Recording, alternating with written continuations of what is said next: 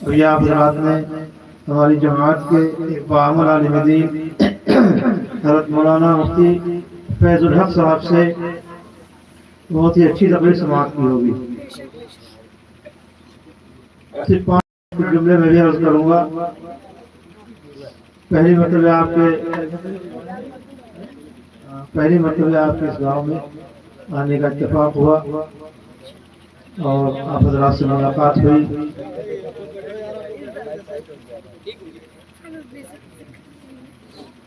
آنے کا میرا مقصد کیا ہے؟ ہمارے آنے کا مقصد کیا ہے؟ آپ کے آنے کا مقصد تو بعد پوچھیں گے کہ آپ کس لیے آئے ہیں. ہمارے آنے کا مقصد کیا ہے جان رہے ہیں آپ؟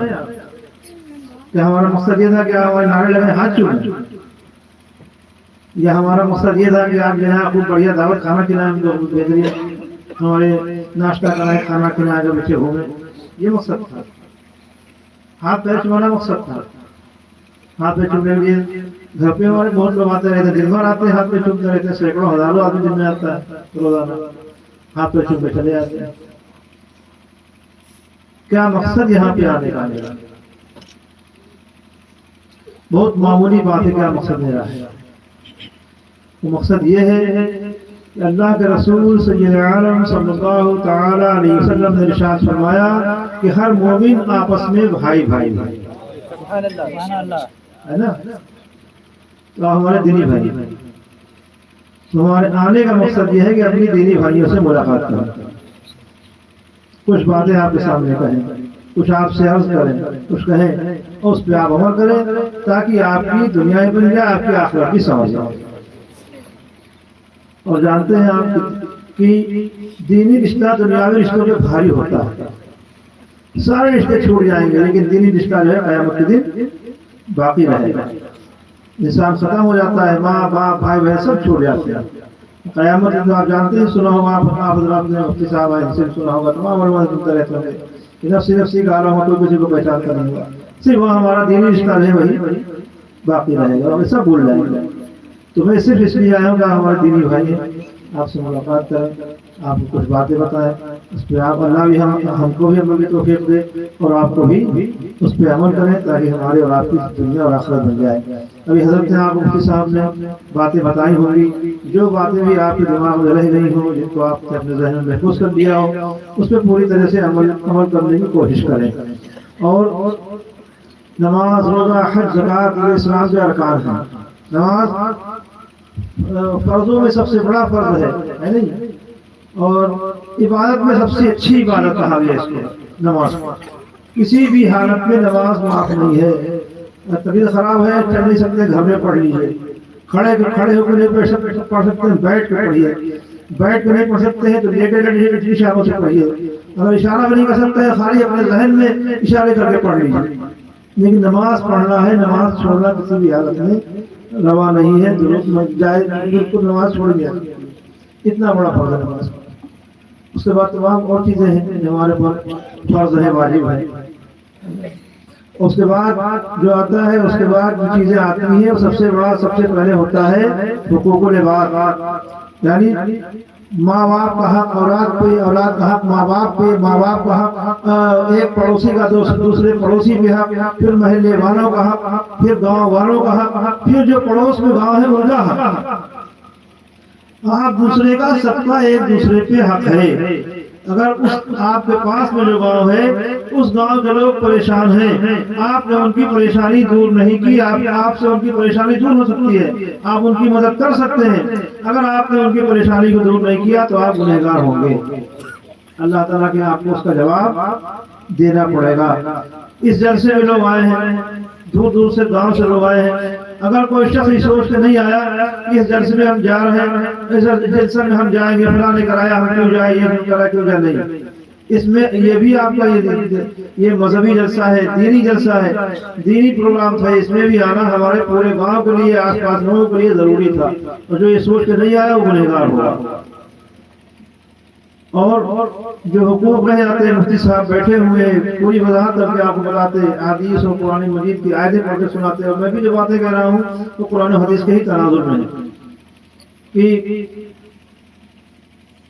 اللہ کے جو حقوق ہیں وہ تو اپنی جگہ ہے، لیکن اگر کسی بندے کا حق رہ گیا، آپ کے پڑوسی کا حق آپ کے اوپر رہ گیا، قیامت کے دن جب تک پڑوسی معاف نہیں کرے گا اللہ تعالیٰ معاف نہیں فرمائے گا. سمجھے؟ آج ہم حقوق العباد کو سمجھتے ہی نہیں. پڑوسی اگر بھوکا ہے، پڑوسی پریشان ہے، بیمار ہے، کسی طرح سے پریشان ہے، ہم اس کی مدد کر سکتے ہیں لیکن ہم اس کی مدد نہیں کرتے. تو یہ بہت چھوٹی چھوٹی باتیں مسلمانوں ہیں جن سے ہمارے نامۂ اعمال میں بہت سی نیکیاں آ سکتی ہیں، ہمارا نامۂ اعمال نیکیوں سے بھر سکتا ہے، لیکن ہم ان باتوں کو نظر انداز کر دیتے ہیں جس سے ہمارا نامۂ اعمال نیکیوں سے بالکل خالی ہوتا ہے.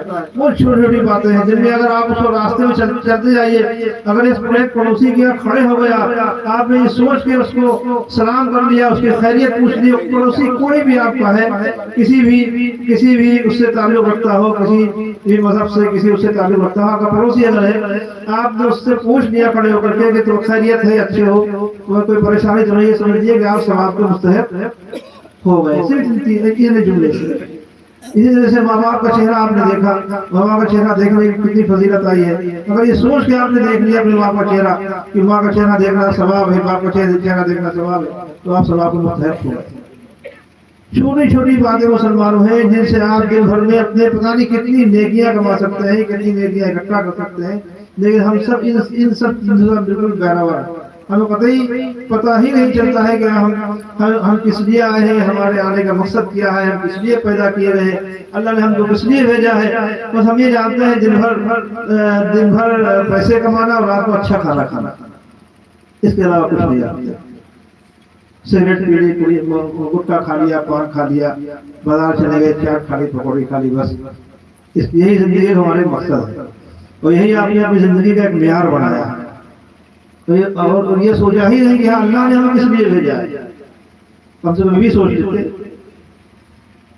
یہی سب باتیں مسلمانوں اگر کوئی سوچ لے، لوگ سوچ لے، تمام برائیاں ختم ہو جائیں گی. بہت سی باتیں جو ہے وہ ہمارے معاشرے سے، ہمارے سماج سے ختم ہو جائیں گی. آپس میں میل اور محبت ہو جائے گی. تمام طرح نا اتفاقیاں ہوتی ہیں، بہت سی نا اتفاقیاں ہو جاتی ہیں. نا اتفاقی اگر ہے تو اس کو بیٹھ کر کے آپس میں آپ حضرات ان نا اتفاقیوں کو حل کر سکتے ہیں اور ایک دوسرے سے پوچھ سکتے ہیں کہ ہاں بھائی کیوں نہیں بولتے ہیں، کیوں بات نہیں کرتے ہو. جو اللہ کے نزدیک اس شخص کا بہت اچھا درجہ اللہ کے نزدیک اس کو ملتا ہے جو دو لوگوں کے درمیان صلح کراتا ہے، اور جو نا اتفاقی کراتا ہے اس کو اتنا بڑا گناہ بھی اس کو لیا ہے. تو آپس میں میل محبت سے بھائی چارے کے ساتھ رہیے، ایک دوسرے کے دکھ درد کو بانٹیے.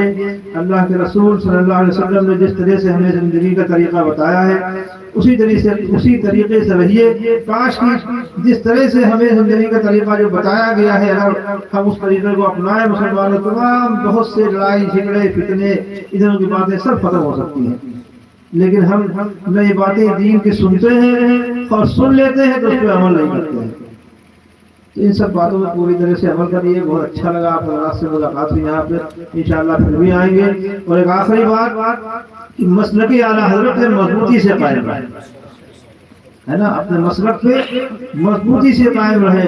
اس سے قطعی ہر چیز سے سمجھوتا ہے لیکن مسلک سے اپنے کوئی سمجھوتا نہیں.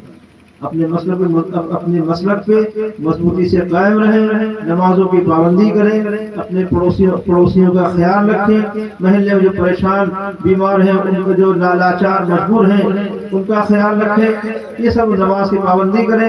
انشاءاللہ اللہ تعالیٰ نے جو وعدہ فرمایا ہے کہ جو ایسے کام کرے گا اس کے لیے اللہ کی جنت ہے.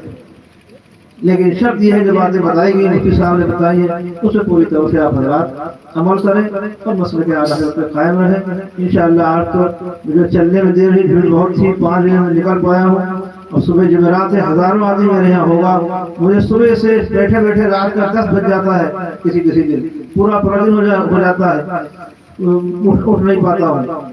تو اسی لیے فوراً میں نکلوں گا تاکہ جلدی پہنچ جاؤں. صبح لوگ آئیں گے، اس سے بھی ملاقات ہو جائے، جس ضرورت سے آتے ہیں ان کی ضرورت پوری ہو جائے. تو بڑا اچھا لگا. انشاءاللہ پھر کبھی آئیں گے گاؤں میں تو رکیں گے، سب سے پھر ملاقات ہوگی. اللہ تعالیٰ آپ سب کو اچھا رکھے، سلامت رکھے. کھڑے